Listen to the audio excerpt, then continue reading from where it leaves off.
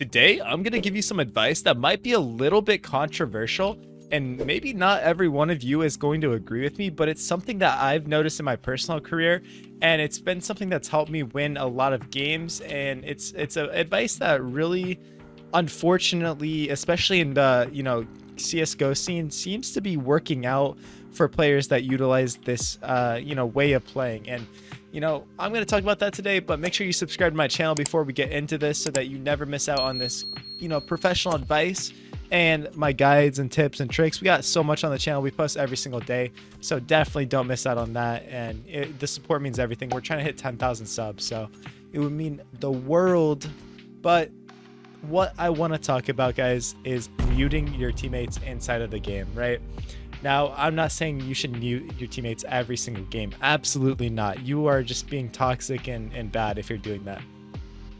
A lot of you guys, if you have ever solo queued, you understand how horrible some games can be for you, right? Sometimes you get into a queue of a 4-stack, and their whole goal is to literally just troll you and to make your life miserable, right? They're just trying to have fun and ruin your day, and you might even be winning and they're gonna try to kick you. Guys, sometimes when you solo queue, you just have the most miserable people on your team. It just happens, right? It literally happens. It doesn't matter who you are. Like recently, I don't know if you guys have seen the clip, maybe I'll put it here. Jame actually got kicked from his match. So like, bro, nobody can escape it. Even professional players get kicked from matches and stuff.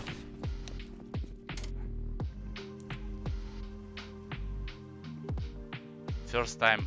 It's my first time on face. In matchmaking it's normal, but on face. But one thing that I have noticed that can really help your percentages of winning for the matches you don't just get kicked as a solo queue is when you notice that players are extremely toxic, when they're just screaming, when they're just yelling at each other, maybe not even you, but they're screaming at each other. They're just, miserable, screaming, doing all this stuff. It affects how I play. It literally affects how I play. If I start hearing that, I don't want to play. I just sit here like, oh man, just get me out of this game. Literally, I'm literally just complaining the whole game. I'm literally just like, oh, I don't care, man. I don't care if we lose. Just get me out of here, man. Is anyone else like that? Because I can't be alone. So leave a comment if you guys are, like, feel the same way. If the energy is low in a pug and miserable, I feel miserable, right? So I used to struggle with this, man. I used to let that get to me, and I'd be sitting in game going, shut up, and I'd be screaming at them. I'd literally be yelling at them, telling them to, just feeding in their energy. So one, don't do that. Anytime you use your mic in game, never ever be toxic, please. If you're going to be toxic to yourself. You guys might see me on stream do this where I like my teammates just trolled around or messed up so badly or they don't listen to me. I'll rage to myself. Rage to yourself and don't rage to the team. That's some advice right there that you need to listen to, because raging to the team is going to do nothing, right? It's not going to do anything in a pug where people are at different skill levels. It's not going to do anything, man. So, but that's a different point. What you need to do when you notice this is happening and the energy is shifting and all this, just simply mute the players that are giving off that bad vibes, right? Mute them. It's not worth it. Trust me. When people are screaming and miserable, especially grown men, people that are adults that are screaming, just mute them. It's going to make you play a lot better and still give communication, still give comms to them, still call out stuff, right? Still drop the players. Don't stop dropping them. Don't stop. Unless they're actively trolling you, like shooting you in spawn and stuff, just keep dropping them. I know it sucks, but just drop them. If you want to win the game, it's gonna be what you have to do. But just mute them. Their comms aren't worth it. They might get really mad at you because they're calming, trying to help you out later in the game and you muted them. But hey, man, if you gotta just do what you gotta do. Also, this is where it gets a little more controversial. I have muted players before in games when they literally just give bad comm after bad comm after bad comm after bad comm, right? I don't just mute someone if they give one bad call. That's not how I do it. But like, man, if the whole game, this like somebody's like, backseat gaming or ghosting as in like, dude, I think you saw him there. You saw him here. You saw him here. And then they're never there. It's not worth it. Or somebody that keeps saying, they're rushing B.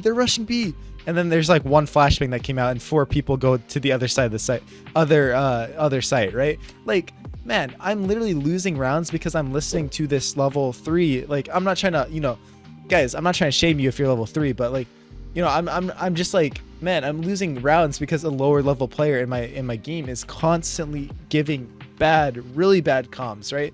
So it's detrimental to my gameplay, right? So I know that's where it gets controversial because you're like, man, that's toxic. But you know, it's impossible to win if you're listening to every comm equally and somebody is actively just round after round after round giving bad comms. So what I start to notice when I do this kind of strategy in games, guys, is as soon as I do that, I get to play my own game. I get to think, I get to use my radar, I get to use my intuition and all this, and I start performing so well. And like I said, guys, that doesn't mean you stop calming when you do this, right? When you have them all muted, I'm like, yo, 4 up cat, 4 running up cat, guys.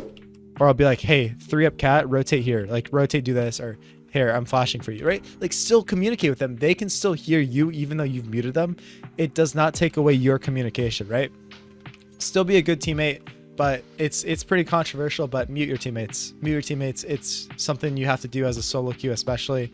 It's not worth it when someone's trolling, when someone's raging, when somebody's giving bad comms. You know, it's just something you got to do, and people are scared to do it because they don't want to be seen as a toxic player. But in my opinion, it's like, man, yeah, it might be toxic, but bro, it's just like something you got to do for your own mental health sometimes, right? Or you're going to lose your mind. So I don't want to see you guys lose your mind. So keep grinding, keep playing hard. And guys, if you want to help me out, if you want to help my mental health out, hit that subscribe button and really help me push towards 10,000 subs. It's absolutely insane. Right now I am in Romania, so I'm chilling, playing in the world finals for Team USA. So I'm having a great time right now as you're watching this video. So you all have a wonderful day. I hope that you find some success in your games and you all rank up. So I'll catch you guys later. Peace out.